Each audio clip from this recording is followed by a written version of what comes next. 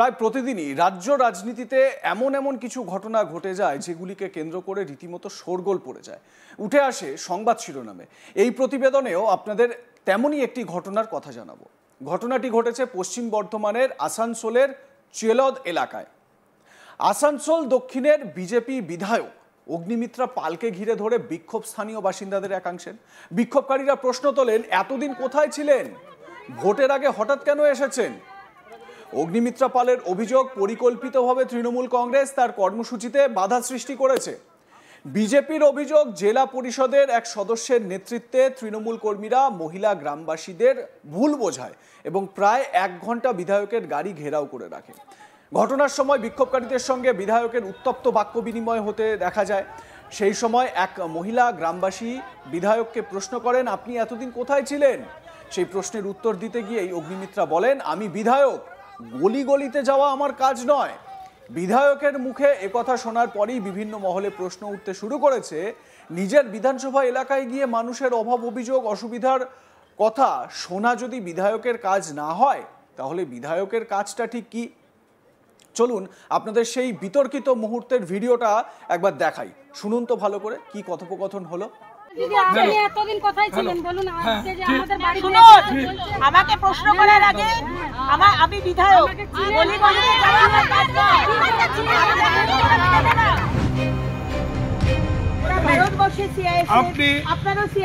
আপনি বিধায়িকা, আমি জেলা পরিষদ। চুপ করো, তোমাদের সাথে কথা বলবো। আপনি বিধায়িকা, আমি জেলা পরিষদ। আপনি বিধায়িকা, আমি জেলা পরিষদ। আপনি যদি আমাকে গুলি মারান, আপনি যদি আমাকে চোর বলেন, তাহলে আমাকে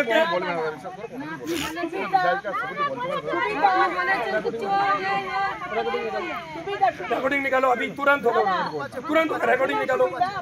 আমি শুনছি তো, রেকর্ডিং নিকালো। রেকর্ডিং অনেক দিন তো জোর, আমি চুপ করো, নিকালো রেকর্ডিং। রেকর্ডিং দিখাও, রেকর্ডিং দিখাও, রেকর্ডিং দেখে দিও। চোর বেটে আমাকে কি নাম করেন, তাহলে আমাকে হায়ার অথরিটি কমপ্লিট করতে হবে। হ্যাঁ করুন। আপনি তো বিধায়ক কিভাবে আটকে রাখতে পারেন না? আমাকে যদি না শুধু অন ডিউটি অফিসারকে যদি সুবিধা হুমকি দেয়, আমরা কোনো হুমকি দেইনি, কোনো হুমকি দেইনি, কোনো হুমকি দেইনি, আপনাকে হুমকি দিয়েছি। তোমার সাথে কথা বলি, এই তো বলছে যার সাথে কথা বলছি তার সাথে তোমার সাথে কথা বলিনি, যার সাথে কথা বলছি তার সাথে কথা বলবো, তুমি চুপ করো। সবাই এখানকার রেসিডেন্ট, ধমকাবেন না, সবাই এখানকার রেসিডেন্ট। উনি বাইরে থেকে লোক, কিসের বাইরে থেকে লোক? উনি ওই পাড়াতে বাইরে থেকে লোক গেছে। কোন পাড়ে? মহিলারা জিজ্ঞেস করছে আপনি এতদিন কোথায় ছিলেন, আপনি আমাদের বাইরে থেকে লোক? আমি বিধায়ক, আমি যে কোনো জায়গায় যেতে এসছিস পারি। তো বাবা, আপনার এরিয়াতে এলে আপনার অসুবিধা হচ্ছে কেন? কোনো অসুবিধা নেই। তাহলে আপনি কেন এটা আপনি করছেন? গুলি মারাচ্ছেন, কেন গুলি মারছেন? আপনি তো চলে যাচ্ছিলেন। আপনি হুমকি আমরা তো দিচ্ছেন। বসছি না, কোনো আপনি হুমকি হুমকি নেই। দিচ্ছেন। আপনি গুলি খেতে আপনি বলেছেন, on duty officer কে আপনি হুমকি দিতে পারেন না, আপনি সুবিধা। বলেছেন সিআইএসএফ কে আপনি দিয়ে on গুলি duty চালিয়ে দেবো। না, আপনি বলেছেন। on duty officer কে না, হুমকি যদি দেয়, আপনাকে একশো দিয়েছি। জন লোক এসে, আপনি বলুন, তারা আপনাকে দিয়েছি আমাকে হুমকি। protect করা তাদের ধর্ম। আপনি আজকে প্রোটেক্ট তারা কিছু করেন, 100 জন এসে যদি হুমকি দেয়, আপনার কোনো প্রোটেক্ট তাই জন্যই এ হচ্ছে। আপনার দিদি আপনি এতদিন কোথায় ছিলেন বলুন, আজকে যে আমাদের বাড়িতে শুনুন, আমাকে প্রশ্ন করার আগে আমি বিধায়ক, গলি গলিতে যাওয়া আমার কাজ নয়।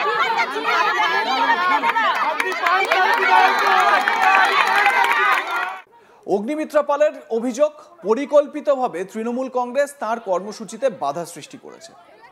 তিনি বলছেন যে তিনি যে কাজ করতে যাচ্ছেন সেখানে তৃণমূল কংগ্রেস বাধা দিচ্ছে এবং এটা সাধারণ জনমানুষের ক্ষোভ নয়, এটা তৃণমূল কংগ্রেস সৃষ্টি করছে। কি অভিযোগ করছেন বিধায়ক অগ্নিমিত্রা পাল, শোনাবো আপনাদের। এখন সিআইএসএফ বলেছি কি বলেনি সেটা আমি বলতে পারবো না, কিন্তু আজকে সিআইএসএফ এর protocol, CISF on duty officer, আজকে আমাকে যদি কেউ মারতে আসে, 100 জন লোক ধেয়ে আসছে হেকেল করার জন্য, সে আমাকে বাঁচাবার চেষ্টা করবে।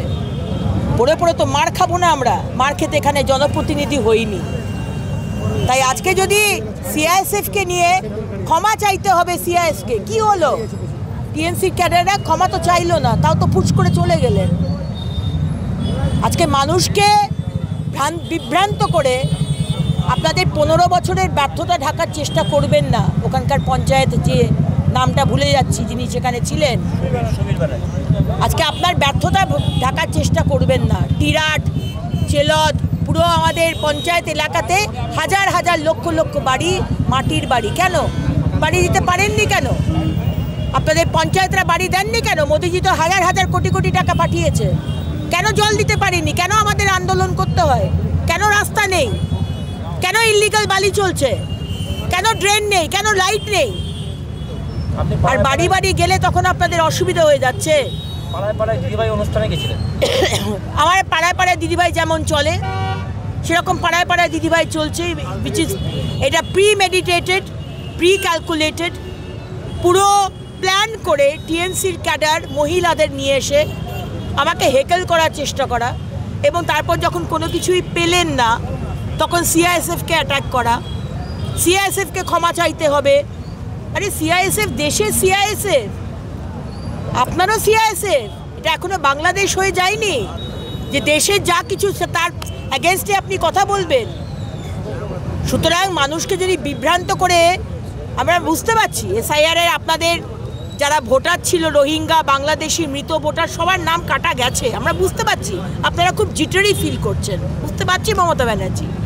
কিন্তু আপনারা যদি ভাবেন যে বিজেপির বিধায়কের গাড়ি আটকাবেন, আমাদের কাজ করতে দেবেন না, তাহলে সারা পশ্চিমবঙ্গে বিজেপির কর্মীরা কিন্তু টিএমসির বিধায়কের গাড়িও কিন্তু এবার আটকাবে। আর রাস্তা আটকেছে, এই আন্দোলন কিন্তু আরও বৃহত্তর হবে। যদি ভেবে থাকেন যে আমাদের এইভাবে আটকে 2026-এর ইলেকশন আপনারা অন্যরকম কিছু করতে পারবেন, আমরা কিন্তু সেটা করতে দেবো না।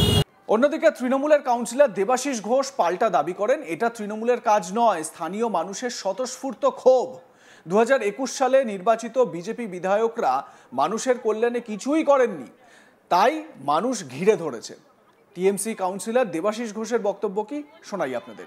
স্থানীয় মানুষ ঘেরাও করে বিক্ষোভ দেখাচ্ছেন নিজের বিধায়িকাকে, কেননা স্থানীয় মানুষ ভোট দিয়েছিল উন্নয়নের স্বার্থে, পশ্চিমবঙ্গের মানুষের অধিকার খর্ব করার জন্য ভোট দেয়নি।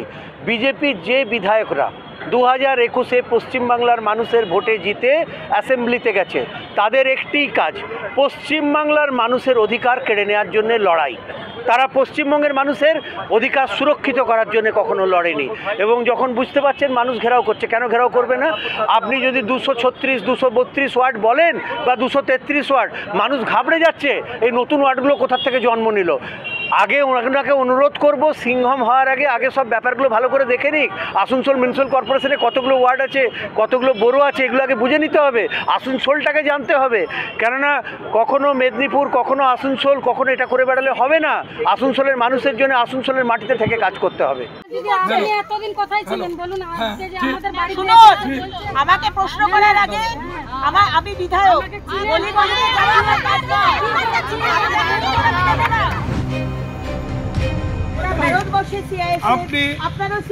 আপনি বিধায়িকা, আমি জেলা পরিষদ। চুপ করো, তোমাদের সাথে কথা বলি। আপনি বিধায়িকা, আমি জেলা পরিষদ। লাইক কমেন্ট শেয়ার করতে ভুলবেন না। দেখতে থাকুন আজ তাক বাংলা। সাবস্ক্রাইব করুন আমাদের ইউটিউব চ্যানেলটি, বেল আইকন প্রেস করুন নোটিফিকেশন পেতে।